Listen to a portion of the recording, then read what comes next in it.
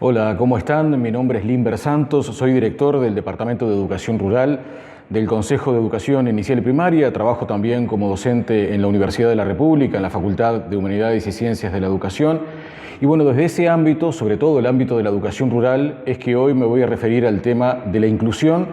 pero una dimensión pedagógica de la inclusión anclada en la pedagogía uruguaya del siglo XX y particularmente lo que nosotros denominamos la pedagogía rural uruguaya. Mucho antes que se hablara, como en estos tiempos, en la necesidad de la inclusión en las aulas, la escuela rural en el Uruguay naturalmente siempre se la consideró una escuela inclusora en el sentido de una necesidad que surge de su propia conformación áulica. Veamos. La escuela rural, pero también por extensión del concepto de lo que nosotros denominamos multigrado, es una escuela que tiene aprendientes de diferentes grados y diferentes edades que comparten un mismo ámbito físico. Comparten un salón, comparten un espacio donde se aprende y se enseña, siendo que los aprendientes son todos muy diferentes entre sí porque tienen distintas edades, es decir, el grupo es multiedad, que es un término que en Uruguay no se lo utiliza tanto, pero sí, por ejemplo, Flavio Terici en Argentina desde hace mucho tiempo lo usa, pero además es multigrado. Naturalmente, al estar en un sistema educativo graduado, al haber multiedad también hay multigrado, esto es, los aprendientes van desde niños de educación inicial hasta sexto y comparten actividades educativas, actividades de aprendizaje, los docentes los unen en actividades de enseñanza que los ponen a interactuar, pero básicamente interactúan en torno a saberes y aprenden en ese marco de interacción mutua. Y ninguno queda afuera, a pesar de que no hay una sola propuesta de enseñanza, sino múltiples. Y ahí está el corazón del multigrado, lo que se llama la didáctica multigrado y que se enmarca dentro de la pedagogía rural uruguaya históricamente construida, que tiene dos vertientes, una que es social, que tiene que ver con que la institución educativa es un centro de referencia para la comunidad, en el caso de la escuela rural hasta el día de hoy, por ser la escuela el único lugar de referencia, el único lugar de lo público, pero la otra vertiente, que es la que más nos va a interesar ahora, tiene que ver con la vertiente de enseñanza o vertiente didáctica y que tiene este elemento cúlmine que es la estructura áulica multigrado. Esto es una enseñanza que es para unos todos muy distintos entre sí, es decir, que hay allí una diversidad muy marcada a ojos vista, que es la diversidad propia del multigrado. Pero no hay que pensar que el multigrado es un escenario exclusivo de la escuela rural. Si bien en Uruguay y en gran parte del mundo, por una cuestión de escala, es decir, porque las instituciones son pequeñas, de baja escala, la mayoría de las aulas y de las instituciones son multigrado, pero también hay escuelas e instituciones educativas urbanas que por ser pequeñas también lo son. Y de última, por extrapolación conceptual, cualquier escenario de enseñanza y de aprendizaje, en definitiva, está asignado por la diversidad y por lo tanto se puede asimilar a lo que la didáctica multigrado plantea y propone para las aulas de las escuelas rurales. Veamos, la diversidad es una condición natural del grupo que aprende en las escuelas rurales, pero lo es de cualquier grupo de aprendizaje. Y hoy en día decir que cualquier grupo es diverso es algo natural, todos lo podemos sostener sin problemas, pero históricamente es algo relativamente reciente porque la escuela moderna se constituyó a sí misma en términos de una creencia ilusoria en la homogeneidad de los grupos que aprenden. De hecho, la escuela graduada y la graduación vinculada con la institución educativa formal lo que hace es clasificar a los muchachos por edades y meterlos en compartimentos estancos llamados aulas asociados a grados, y esa correspondencia entre el grado y la edad busca una homogeneidad, la homogeneidad del grupo que aprende, que hoy sabemos que es ilusoria, pero durante muchas décadas, yo diría a lo largo de prácticamente todo el siglo XX, creíamos que era una verdad indiscutible. Y es una verdad que además ha estado asociada al conocimiento de cómo se aprende. Cómo aprende un niño de 5 años, cómo aprende un niño de 8, cómo aprende un adolescente de 14, cómo aprende un adulto. Es decir, cómo aprendemos y cómo va evolucionando la forma de aprender a lo largo del desarrollo. De tal manera que se construyó, y se construyó con mucha fuerza, esa fantasía, esa ilusión de pensar que estos niños, porque tienen 6 años en este grupo, y porque todos están en primero, todos aprenden igual, al mismo tiempo y de la misma forma. Cualquiera que haya pisado un aula, no solamente de primero, sino de cualquier grado y de cualquier tipo, en cualquier nivel educativo, sabe que eso es una ilusión porque no existen los grupos homogéneos. Los grupos siempre son heterogéneos porque aún teniendo los alumnos la misma edad, aún estando en el mismo grado, aún teniendo que aprender lo mismo desde el punto de vista curricular, aún recibiendo la misma enseñanza, es decir, una práctica de enseñanza uniforme para todos, todos igualmente terminan aprendiendo distinto, porque esa es una cuestión que forma parte de la naturaleza humana y no hay institución formal que pueda estar en contra de ese carácter natural de la diversidad de los grupos que aprenden.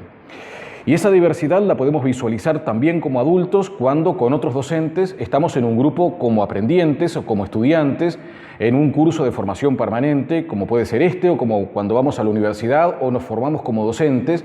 Y eso también ocurre en educación media, ocurre en cualquier nivel que nos imaginemos. Siempre estamos con otros que no se nos parecen.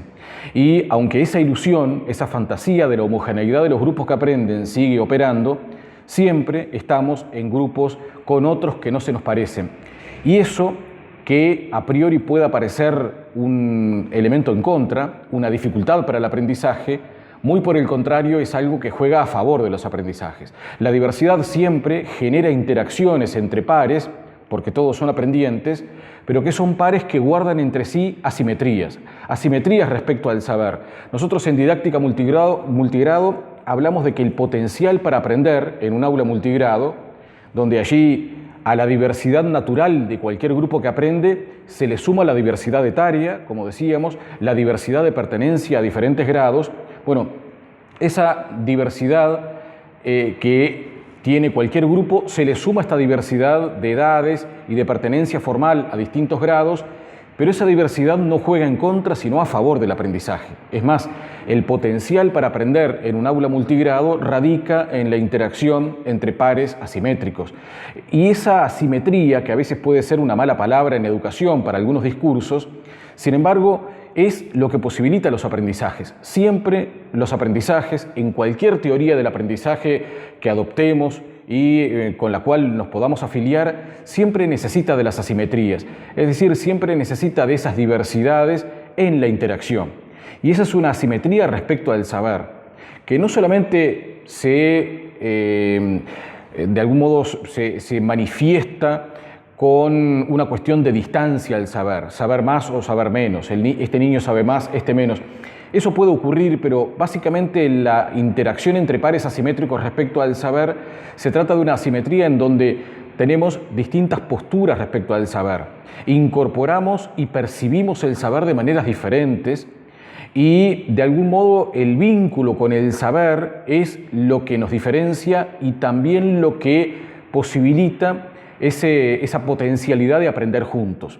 Ya desde hace muchas décadas sabemos que el aprendizaje siempre es con otros, nunca hay un aprendizaje individual, aunque estemos solos físicamente, siempre hay un aprendizaje con otros. Si esos otros tienen una vinculación con el saber distinta a la que yo tengo, entonces yo me voy a ver beneficiado de ese vínculo, pero también el otro se va a ver beneficiado del vínculo que tiene conmigo. Y eso lo podemos traducir en la imagen del niño de sexto cuando ayuda en una tarea de aprendizaje al niño de segundo, el niño de quinto que ayuda al niño de primero. Se ve beneficiado el más chico porque lo ayuda un par mayor, además del maestro hay otro interlocutor, otro intermediador respecto al saber, pero también el par mayor, también ese niño de quinto, también ese niño de sexto se ve beneficiado de ese vínculo que establece con un par menor. Esta diversidad de cualquier grupo que aprende, lo que ha tenido como efecto históricamente también es, a la homogeneidad, a esa ilusoria, pretendida homogeneidad de los grupos que aprenden, uniformidad de las prácticas de enseñanza. Estos son todos niños de 6 años, todos están en un mismo grado, tienen que aprender lo mismo, basta con que le enseñemos a todos con un mismo procedimiento, con un mismo dispositivo de enseñanza, esperando que todos aprendan, y quienes no lo hacen durante muchas décadas, de algún modo,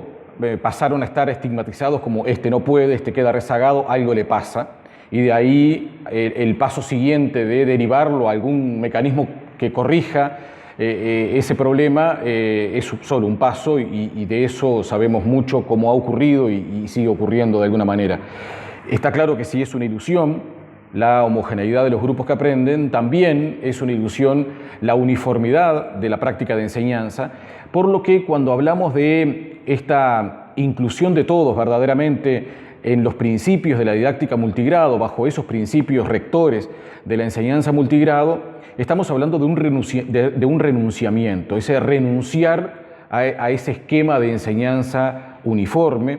Renunciar implica para la posición docente ubicarse en un lugar de incomodidad, pero en el largo plazo y en el mediano plazo también en un lugar de búsqueda de mejores logros, en virtud de, si los aprendizajes son diversos, algo de lo cual parece que podemos estar todos de acuerdo en la actualidad, también entonces la enseñanza debe ser diversa. Lo primero es fácil de lograr, digamos, consensuar, porque a esta altura, aunque la fantasía de la homogeneidad de los grupos que aprenden sigue operando y sigue estando entre nosotros,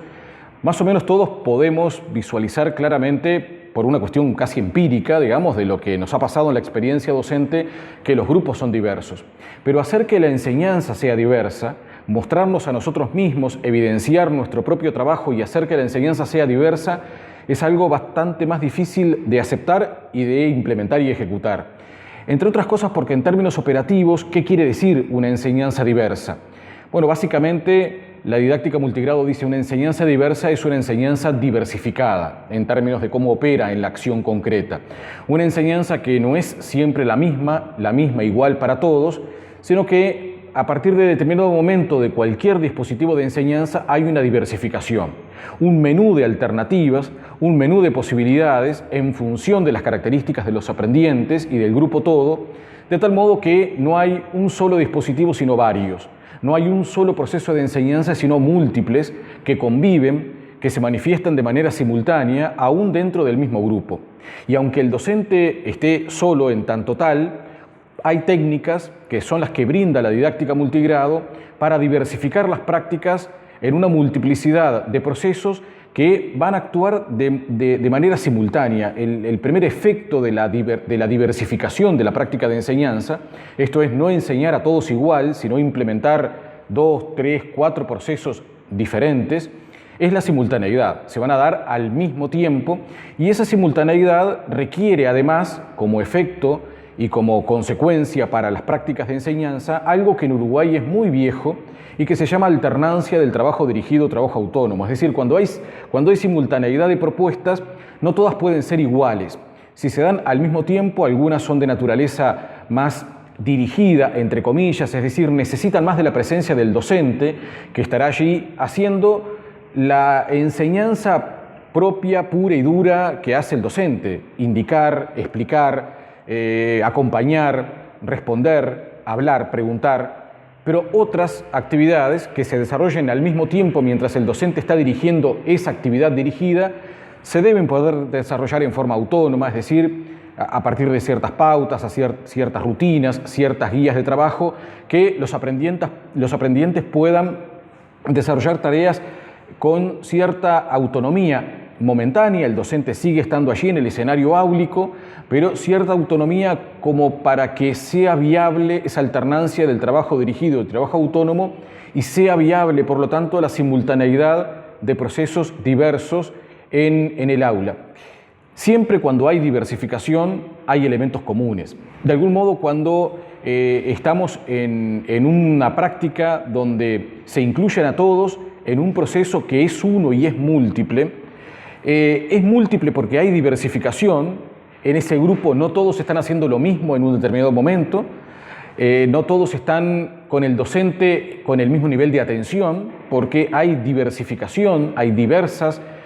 prácticas y diversos procesos actuando simultáneamente, pero también hay algo del orden de lo general, hay algo del orden de esto es para todos. No hay diversificación sin elementos comunes. Dicho de otro modo, cuando diversificamos prácticas de enseñanza,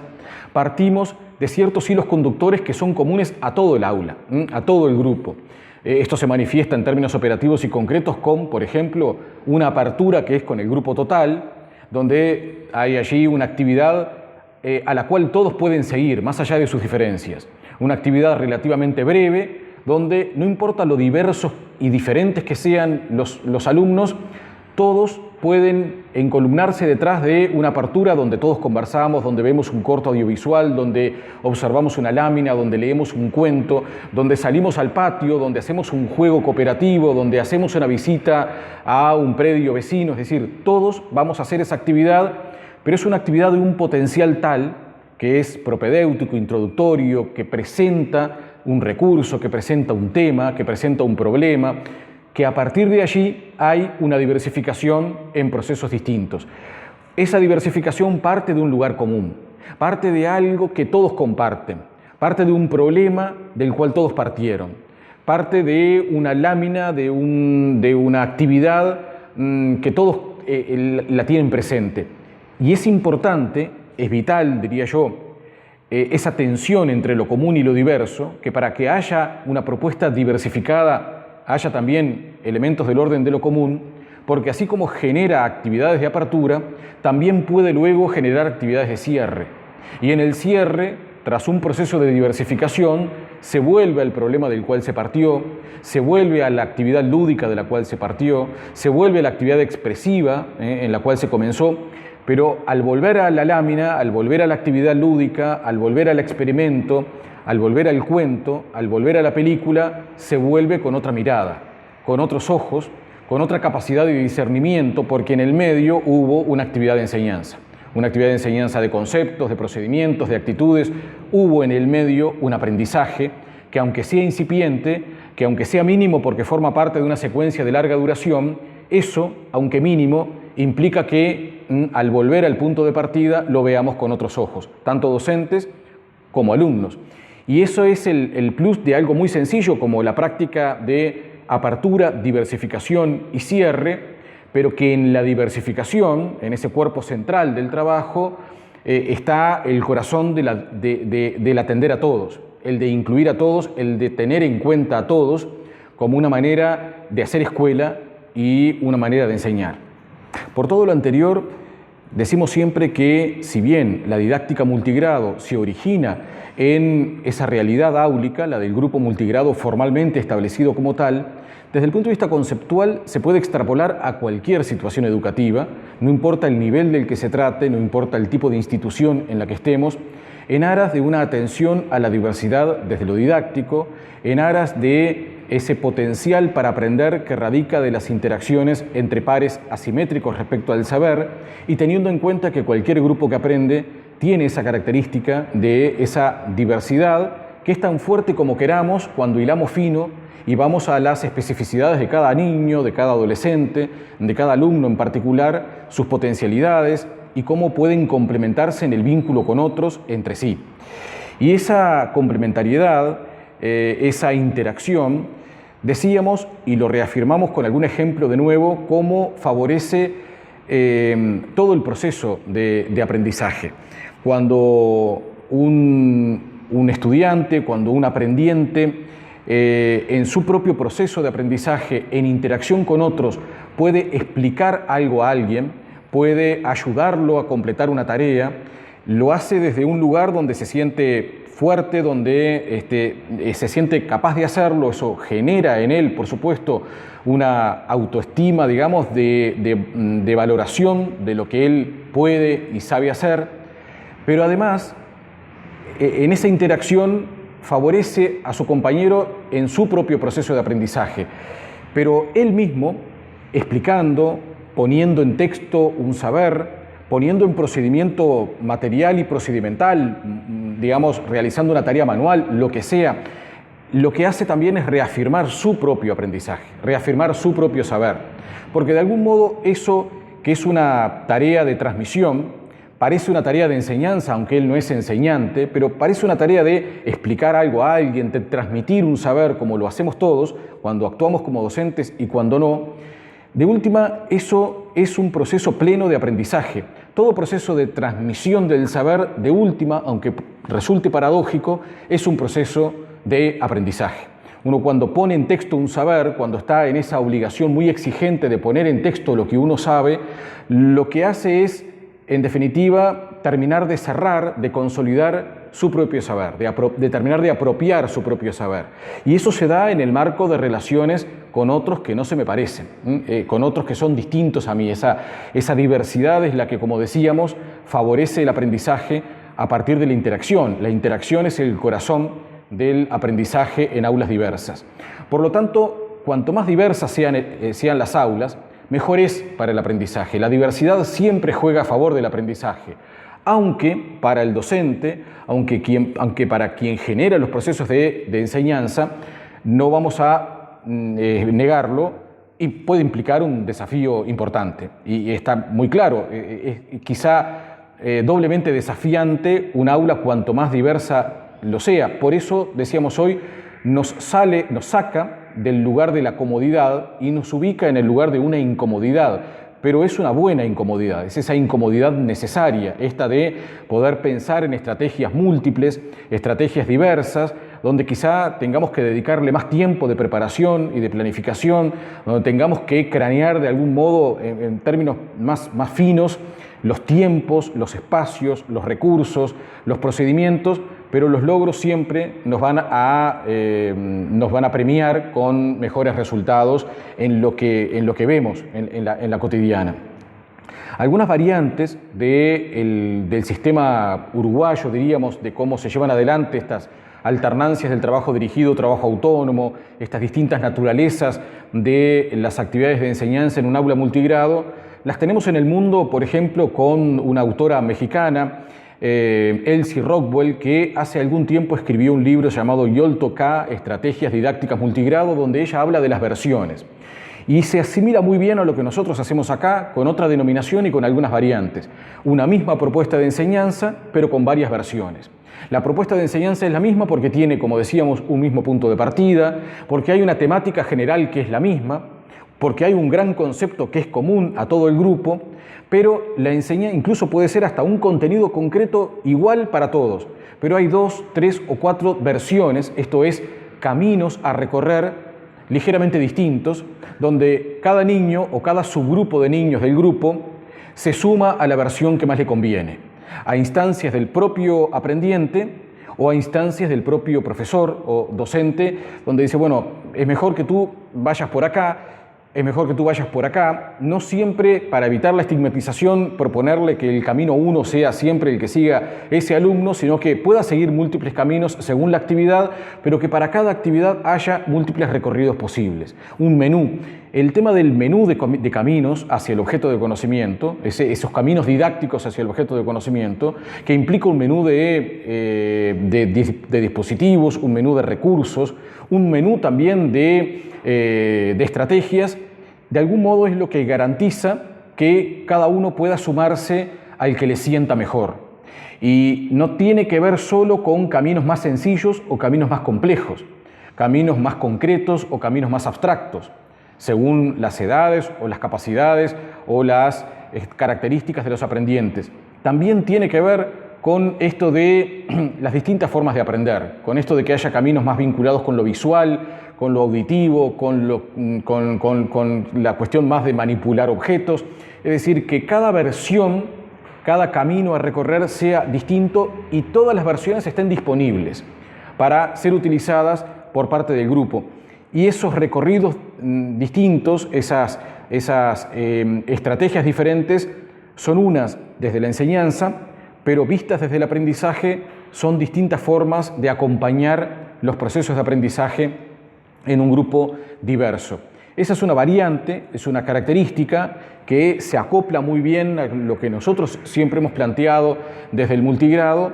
y hablar de versiones de algún modo también deja a un lado momentáneamente la idea de que esto solo es aplicable a grupos multigrado. De algún modo la necesidad desde la enseñanza de plantear una actividad de enseñanza con distintas versiones, que a veces sean muchas o a veces solo 2 o 3 y ya basta, es algo que es aplicable a cualquier grupo que aprende y cualquiera sean las características que hagan a la diversidad de ese grupo. Y por lo tanto es una estrategia de carácter universal, que por supuesto resulta un cascarón vacío para cada caso, porque en cada caso el docente, de acuerdo a su grupo, a sus circunstancias y a sus aprendientes, a sus alumnos, deberá llenarla de contenido, deberá ver cuáles son esas versiones, deberá medir esas versiones de acuerdo a el matiz que le quiera poner, pero de nuevo, las versiones son versiones de la misma cosa. De nuevo, la tensión entre lo común y lo diverso. No hay versiones, no hay diversificación de prácticas distintas, sino es alrededor de elementos que son comunes y los conductores que siempre resultan comunes para el grupo. Porque, y esto es un principio de la didáctica multigrado, aún estando ante un grupo extremadamente diverso, el grupo es uno solo, el grupo es una unidad y debe trabajarse desde lo social y desde lo didáctico para que todos entendamos y todos concibamos, tanto estudiantes como docentes, al grupo como unidad. Si todos entendemos que el grupo es uno solo y no son varios pequeños grupos en un salón, o no son varias pequeñas individualidades en un ámbito físico, sino que el grupo es una unidad y se comporta como grupo, como unidad, porque de hecho siempre es así por las interacciones entre los pares, entonces nos saldrá mejor las prácticas de enseñanza que articulen lo común y lo diverso, porque siempre estaremos buscando, además de atender la especificidad de cada uno o la especificidad de cada subgrupo, siempre estaremos buscando hilos conductores que sean comunes a todo el grupo. Y eso es lo que nos garantiza, para ir finalizando, tener en cuenta un concepto también clave para el multigrado y que lo vemos en cualquier situación de aula, que es la circulación de saberes. La circulación de saberes en un grupo, en cualquier grupo que aprende, es clave para entender mejor el aprendizaje, pero también para entender mejor y diseñar mejores prácticas de enseñanza. Esa circulación de saberes implica que el saber, cuando circula entre los estudiantes, se modifica, se transforma, adquiere distintas manifestaciones,